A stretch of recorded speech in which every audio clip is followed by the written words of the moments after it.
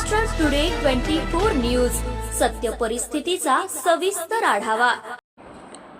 मूर्तिजापूर तालुक्यात अवैध गुटख्याची सर्रास विक्री, प्रशासनाच्या बंदीला केराची टोपली, तरुण पिढी व्यसनाच्या गर्तेत। काही दिवसांपूर्वी मूर्तिजापूर तालुक्यात प्रशासनाने गुटखा विक्रीवर कडक निर्बंध लादले होते। या धडक कारवाईमुळे संपूर्ण शहरासह ग्रामीण भागातील गुटखा विक्रीला चाप बसला होता आणि अनेक ठिकाणी हे अवैध धंदे बंद झाल्याचे चित्र दिसत होते।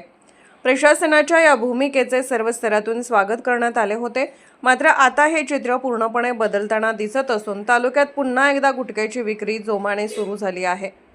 मिळालेल्या माहितीनुसार तालुक्यातील अनेक भागांमध्ये आता कोणत्याही भीतीविना खुलेआम गुटखा विक्री होत असल्याचे समोर येत आहे।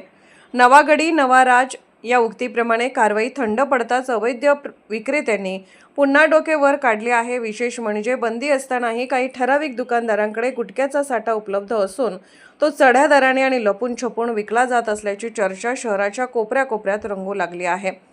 नागरिकांमधून आता संताप व्यक्त केला जात आहे। काही दिवसांपूर्वी जी बंदी अत्यंत कडक होती ती आता अचानक शिथिल कशी झाली असा संतप्त सवाल विचारला जात आहे।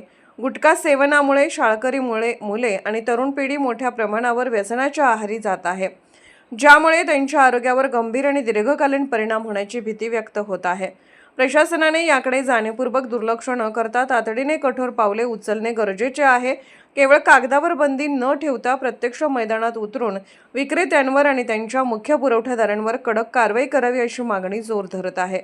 आता संबंधित विभाग याकडे गांभीर्याने बघणार की पुन्हा एकदा डोळेझाक करणार, याकडे संपूर्ण मूर्तिजापूर तालुक्याचे लक्ष लागून आहे। महाराष्ट्र टुडे मराठीसाठी प्रतिनिधी दीपक थोरात, मूर्तिजापूर, अकोला।